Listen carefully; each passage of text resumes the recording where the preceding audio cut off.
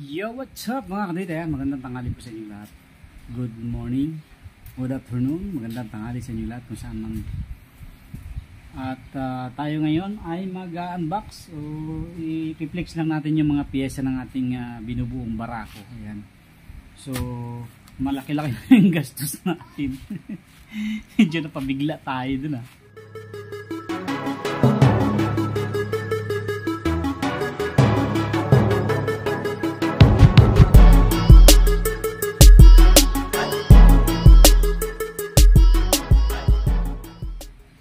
So, kung ganun pa man ay tuloy-tuloy pa rin tayo.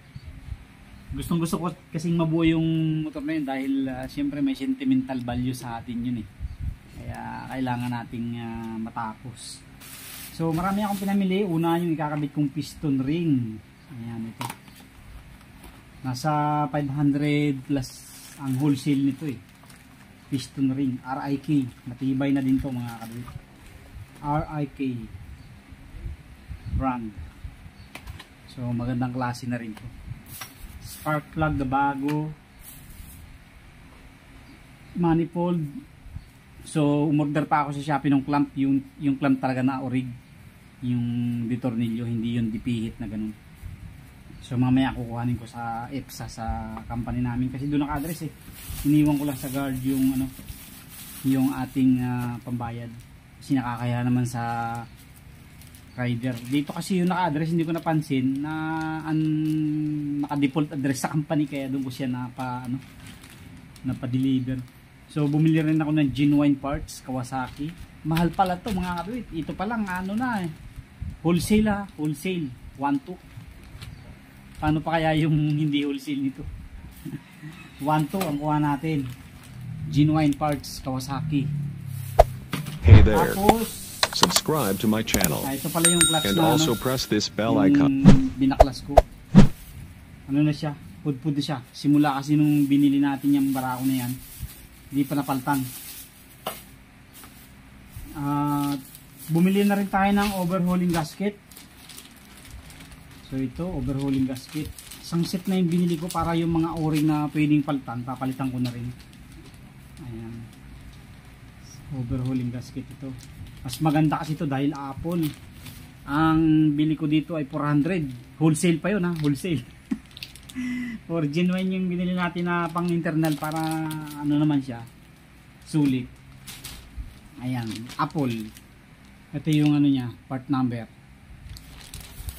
Tapos, bumili rin tayo ng handle switch. Ayan, kasi yung mga handle switch na nangawala na. Hindi ko na malaman kung nasaan na. Ito yung handle switch pang pang kaliwa. Tapos yung pang kanan, nandito yung pang kanan. Ayan. Ito yung pang kanan natin. Tapos bumili rin tayo ng kick. Kasi yung kick, sabi ng tatay ko, dala daw. Dinala daw niya, hindi ko hinanap ko dun sa lagayan, wala naman yung kick doon. So kaya bumili na rin ako ng bago ito.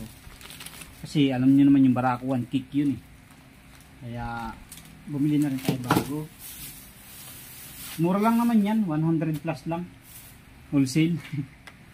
Tapos wala tayong makuhang magandang klase ng susian. So for the meantime, pang samantagal. Ito nabili natin KSR brand, mura din lang to. Hindi ko naman tandaan yung presyo nito, basta mura lang. Parang wala pang 300 yata to. O 300 ganyan, 300 pesos. Ayan. Ano pa ba? Regulator, mayroon naman ako dyan kaso ayaw kong galawin yung yung piyesa ko dyan. Kaya bumili na lang talaga ako ng specific na para dito sa barako. Yan barako 175. Bumili rin ako ng butane kasi may tatanggalin ako yung tornilyo ng tambutso, hindi ko matanggal-tanggal. So subukan natin tanggalin. So hindi ko sure kung kasama to. Bumili ako ng oil seal ng kick at saka ng cambio ng shifter natin. Oil seal kasi napansin ko pangit na. Hindi ko alam kung kasama siya dito. Sa ano? Tingin ko kasama siya dito eh. Kasi ito kanina ko lang binili. Ito kahapon ko nabili. So nagtanong ako kanina kay boss kung may dumating ng magandang overhauling gasket ng Kawasaki Barako. Kasi bumili ako noong nakaraan. Ang binigay sa akin Makoto. Ito yung binigay sa akin last time. Ayan, Makoto brand. Mura lang to eh. 165 lang yata to eh. Ayan, Makoto. So nagdalawang isip ako na sabi ko parang hindi yata ako satisfied ha. Mas gusto ko rig. Ayan, bumili ako 400 versus mo sa 160 plus 165 lang yata to. So hindi naman sa inaano natin yung ibang brand, pero syempre doon na tayo sa talagang quality. Bumili rin tayo ng bagong, wala kasi ako nito eh, throttle cable lang Barako din 175. Ayan, ito pang Barako talaga. Tapos bumili rin tayo ng bagong Barako din, clutch cable naman. Talagang hindi ko siya inano diyan sa shop natin. Talagang ano to, binilhan ko talaga ng separate na para sa kanya lang. Ito pasabay lang to. Spark plug order sa akin. Ayaw ko kasing likutin yung ating stocks diyan. Gusto ko yung gagastusin ko dito sa Kawasaki natin ay hindi natin kukuhanin dyan sa shop. Sariling budget talaga. Kasi may budget naman tayo para dito yung nakuha natin sa alkansya natin. So, yun yung budget natin para dito sa Kawasaki. So, pag naubos yun, ay wala na. So, yan. Ito na lahat yung pinamili natin.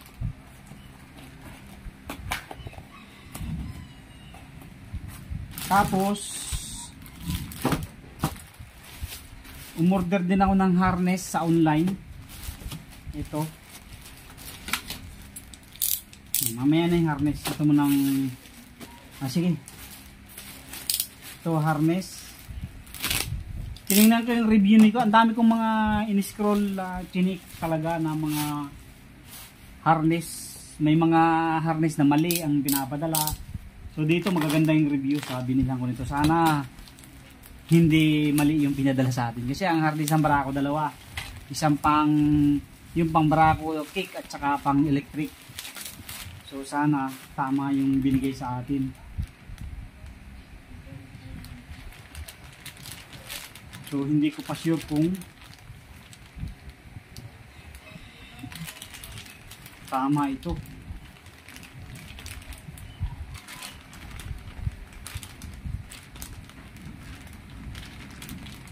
Hindi ko pa sure mga kaduit. Mamaya titingnan natin kung tama.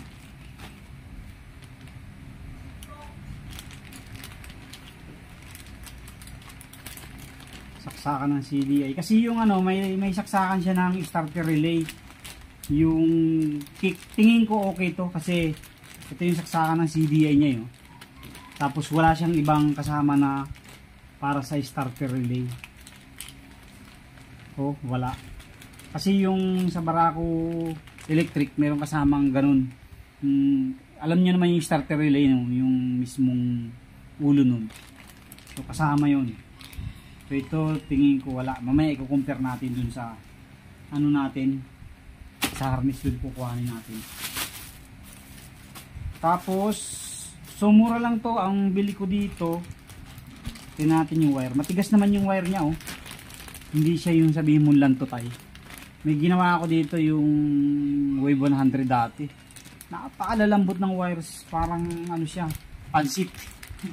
Ito matigas oh. I think okay na rin. Tsaka yung review niya maganda. Ang dami niyang review, binasa ko. At napakaganda ng review niya. Okay, maganda yung response ng mga customer. Tapos goods lahat ng pinadala. Yung kung kick talaga. Specified na kick. Tapos ito naman yung in-order natin na carburetor. Ang bili ko dito 480 lang yata to. Parang nasa 520 plus kasama shipping. Yan. Tapos ito naman 550. Itong meron din kay boss nito, yun nga lang 550 rin, yun nga lang hindi siya ibang brand siya. Ibang brand yung na kay boss. Ang in-order ko Keihin kasi subok ko na to kahit class A lang, kahit ordinaryong Keihin lang. Napakabilis ito, no. Yun yung kagandahan sa Keihin. Meron kay boss ibang brand, hindi ko matandaan kung anong brand yung binibigay sa akin. Sabi ko Keihin ka ako. Eh walang stock na Keihin. Pareho din lang naman, 550 din lang ang wholesale ko kay boss. Ito 550 oh. So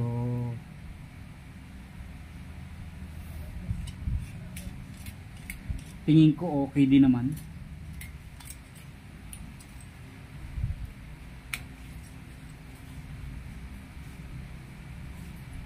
Maganda naman yung plunger niya oh. Kulay itim. So pagka nilagay ito mga kaduit, medyo nilalangisan lang para medyo lumuwag. Lalangisan nyo lang ng konti. Kasi pag ganitong bago, mahigpit talaga yan.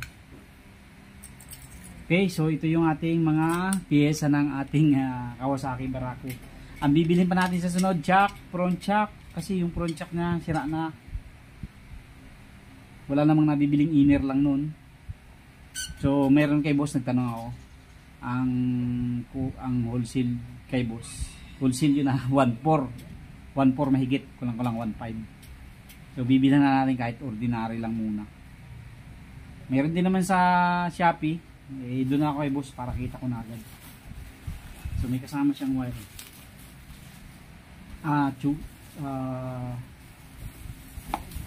Ano pala to, hose.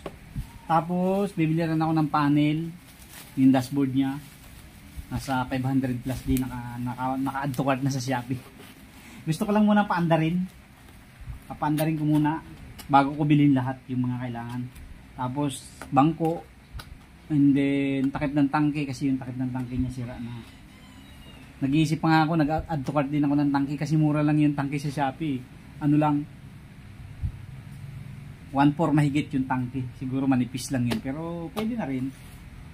Tapos yun nga yung upuan. Nasa 500 plus. Tambucho. Tapos ano pa ba? Cover. Yung magkabilang cover. Yung kanyang signal light. 4. Harap likod. Naka-add to cart na rin yun. And then battery. Tapos kadena, tapos yung rim at saka rayos, and then gulong. So malaki pang gagastusin natin, siguro mga 5,000 pang mauubos natin bago makompleto to. Pera tong pinamili natin na to.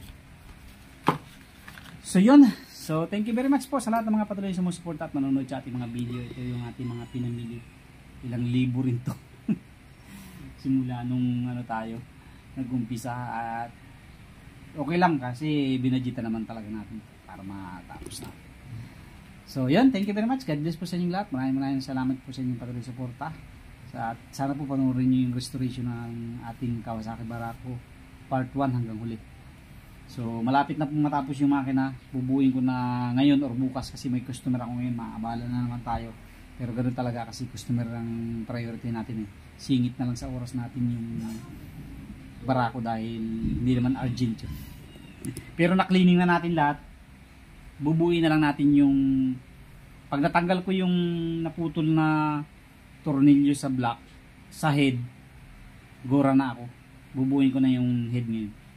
Okay, thank you very much po. God bless po. Thank you.